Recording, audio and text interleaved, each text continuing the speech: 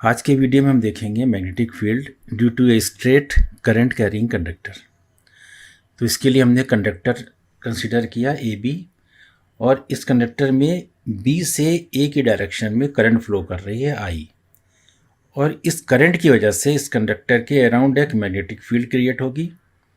इस magnetic field के अंदर हमने एक पॉइंट कंसीडर किया पी, और हमें ये देखना है कि इस पी पॉइंट के ऊपर इस पूरे कंडक्टर की वजह से यानी ए बी कंडक्टर की वजह से मैग्नेटिक फील्ड जो क्रिएट हो रही है उसकी स्ट्रेंथ कितनी है। इससे पहले हमने पिछले वीडियो में एक बहुत छोटी सी लेंथ ली थी डीएल, और डीएल लेंथ में जो करंट फ्लो कर रही थी वो थी करंट एलिमेंट। उस करंट एलिमेंट की वजह से किसी पॉइंट के ऊपर जो मैग्नेटिक फील्ड बन रही थी उसका मैग्नीट्यूड था D B is equal to mu naught upon 4 pi I D L sine theta upon R square. ये निकाला था हमने बायो सावर्ट लॉ से, और उस वक्त हमने ये भी कहा था कि इस डेरिवेशन की मदद से हम आगे बहुत सारे डेरिवेशन करेंगे, और अगर आपने वो वीडियो नहीं देखा है तो हम उसका लिंक यहाँ सजेस्ट कर रहे हैं।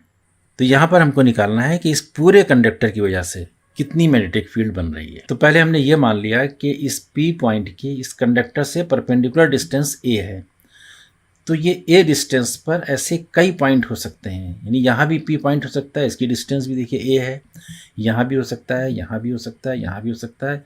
तो हमको यहाँ पर एक स्पेसिफिक पॉइंट चाहिए। तो फिर हमने ये मान लिया कि ए से इस पॉइंट का एंगल ऑफ डिप्रेशन अल्फ़ा है और इस बी से एंगल ऑफ एलिवेशन बीटा है। तो ये दोनों पैरेलल लाइन है और ये ट्रांसवर्सल है, तो ये अगर अल्फ़ा है तो ये भी अल्फ़ा होगा। इसी तरह से ये अगर बीटा है तो ये भी बीटा होगा। तो हमको यहाँ पर जो नोन क्वांटिटी मिली है वो है करंट, ये डिस्टेंस ए और ये दोनों एंगल। अब हम इसकी मदद से निकालेंगे कि इस पूरे कंडक्टर की वजह से कितनी मैग्नेटिक फील्ड बन रही है। अब हमने यहाँ भी एक एलिमेंट्री लेंथ कंसिडर करी डीएल, और इस डीएल में जो करंट फ्लो करेगी तो ये होगा आई डी एल, ये बन जाएगा करंट एलिमेंट। इस करंट एलिमेंट से इस पॉइंट तक की डिस्टेंस मान लीजिए आर है, और यहाँ जो एंगल बन रहा है ये एंगल थीटा है, जैसे कि ये डिस्टेंस आर है और ये साइन थीटा है। और इस करंट एलिमेंट की वजह से जो पी पॉइंट के ऊपर मैग्नेटिक फील्ड बन रही है उसका ये मैग्नीट्यूड है। हमको देखना है कि इस पूरे कंडक्टर की वजह से यहाँ पर कितनी फील्ड बनेगी। अब यहाँ ये देखिए कि ये जो डी एल है एलिमेंट्री लेंथ, अगर यहाँ ना लेकर यहाँ ली होती तो इसमें आर भी चेंज हो जाता और थीटा भी चेंज हो जाता। तो इस डीएल लेंथ को, एलिमेंट्री लेंथ को हम कहीं भी ले सकते हैं, तो हमारी ये दोनों क्वांटिटी चेंज हो रही थी। तो इसलिए हम यहाँ पर डेरिवेशन में वो क्वांटिटी लेते हैं जो चेंज नहीं होती, जैसे इसमें करंट चेंज नहीं होगी, इसमें ये ए डिस्टेंस चेंज नहीं होगी, और ये अल्फ़ा बीटा एंगल चेंज नहीं होगा। तो डेरिवेशन में हम सिर्फ उसी क्वांटिटी को लेते हैं जो चेंज नहीं हो रही होती है। तो फिर हमको ये D L sine theta R square को सब्स्टिट्यूट करना पड़ेगा इस क्वांटिटी से।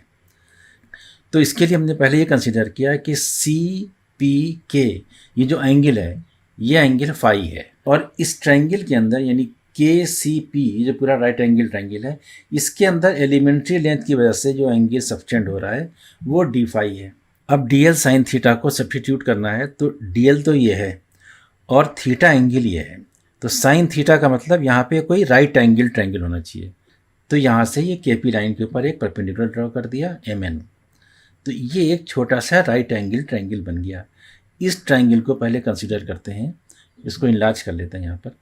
तो ये एम एन के, इसमें ये एम एन जो है ये परपेंडिकुलर है और ये हाइपोटेनियस है, और ये एंगल थीटा। तो इन ट्रायंगल एम एन के साइन थीटा क्या होगा, ये परपेंडिकुलर एम एन और ये हाइपोटेनियस, तो हो जाएगा ये sine theta M N upon D L. तो एम एन हो जाएगा डी एल साइन थीटा, ये इक्वेशन 1 मान ली। अब देखिए ये डी एल साइन थीटा की जगह पर एम एन आ गया। अब हमको ये एम एन भी सब्स्टिट्यूट करना पड़ेगा। इसके लिए हमने ये ट्रायंगल मान लिया एम पी एन, ये ट्रायंगल ये परपेंडिकुलर है, तो ये डिस्टेंस आर अगर है तो ये डिस्टेंस भी आर होगी। तो इस ट्रायंगल में एम एन पी में ये angle is equal to arc upon radius. तो आर्क कितना है एम एन और रेडियस आर, तो D phi is equal to arc upon radius यानी एम एन अपॉन आर। तो M N is equal to R D phi, ये equation 2 हो गई। अब देखिए ये भी M N is equal to D L sine theta और ये M N is equal to R D phi. तो इन दोनों इक्वेशन को कंपेयर करते हैं तो DL sine theta is equal to R D phi. तो यहाँ पर डीएल साइन थीटा की जगह रख सकते हैं आर डी फाई। तो ये एक आर एक इस आर से कैंसिल हो गया, तो यहाँ बचा mu naught upon 4 pi I D phi upon R. अब यहाँ से हमको आर को सब्स्टिट्यूट करना है।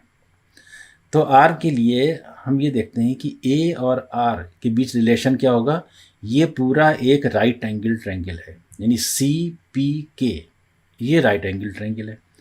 और इसमें ए और आर का रिलेशन क्या होगा, बेस अपॉन हाइपोटेन्यूज, यानी कि cos phi. Cos phi is equal to A upon R. तो R is equal to A upon cos phi. अब ये वैल्यू जो ए अपॉन कॉस फाई है इसको पुट कर देंगे इस इक्वेशन में, आर की जगह के ऊपर लिख देंगे ए अपॉन कॉस फाई। तो ये हो जाएगा ए अपॉन अपॉन का मतलब ये ऊपर चला जाएगा, तो ये हो जाएगा D phi cos phi upon A. इसको ऐसे लिख सकते हैं कि कॉस फाई को पहले लिख देते हैं, डी फाई को बाद में लिख देते हैं।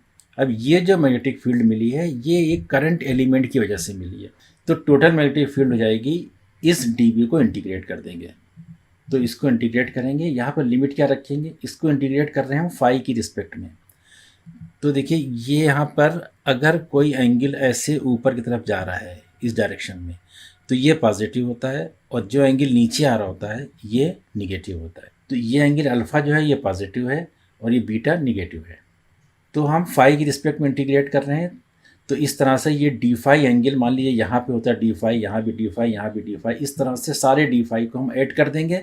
तो यहाँ से लेके यहाँ तक इंटीग्रेट करेंगे, यानी कि माइनस बीटा से प्लस अल्फ़ा तक। तो लिमिट हो जाएगी माइनस बीटा से प्लस अल्फ़ा तक। अब इंटीग्रेशन के लिए जो कांस्टेंट है उसको इंटीग्रेशन से बाहर निकाल लेते हैं। आई भी कांस्टेंट है और ए भी कांस्टेंट है। तो कॉस फाई का इंटीग्रेशन हो जाएगा साइन फाई, और इसकी अपर लिमिट हो जाएगी अल्फ़ा और लोअर लिमिट हो जाएगी बीटा। तो पहले हम अपर लिमिट रखेंगे, फाई की जगह के ऊपर अल्फ़ा रखेंगे माइनस, फिर फाई की जगह के ऊपर माइनस बीटा रखेंगे। तो ये हो जाएगा sine alpha minus sine minus beta. अब sine minus beta is equal to minus sine beta, sine minus theta is equal to minus sine theta. तो ये माइनस साइन बीटा, तो वो माइनस इस माइनस से मिलकर प्लस हो जाएगा। तो ये बन जाएगा sine alpha plus sine beta. तो ये मिल गया magnetic field due to a straight current carrying conductor. अब इसमें एक केस ये देखेंगे कि अगर कंडक्टर की लेंथ फाइनाइट ना होकर इनफाइनाइट लेंथ हो तो मैग्नेटिक फील्ड कितनी मिलेगी। देखिए ये कंडक्टर है, यहाँ से ये पॉइंट कंसिडर किया P, ये डिस्टेंस A है, यहाँ से एंगल बन रहा है अल्फ़ा और यहाँ से ये एंगल बन रहा है बीटा।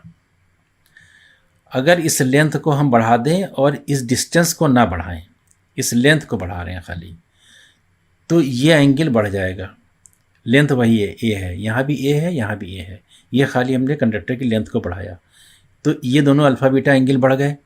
अगर लेंथ को और बढ़ाएंगे तो देखिए ये एंगल और बड़े हो गए, लेंथ को और बढ़ाएंगे तो ये एंगल और बड़े हो जाएंगे, और बढ़ाएंगे तो ये एंगल और बढ़ जाएगा। तो अगर ये लेंथ इनफाइनाइट कर दें तो ये अल्फ़ा और बीटा ये दोनों एंगल लगभग 90 डिग्री हो जाएंगे, और साइन 90 की वैल्यू होती है 1। तो यहाँ पर साइन अल्फ़ा और साइन बीटा की जगह रख देंगे 1। तो ये 1 + 1 हो गया 2।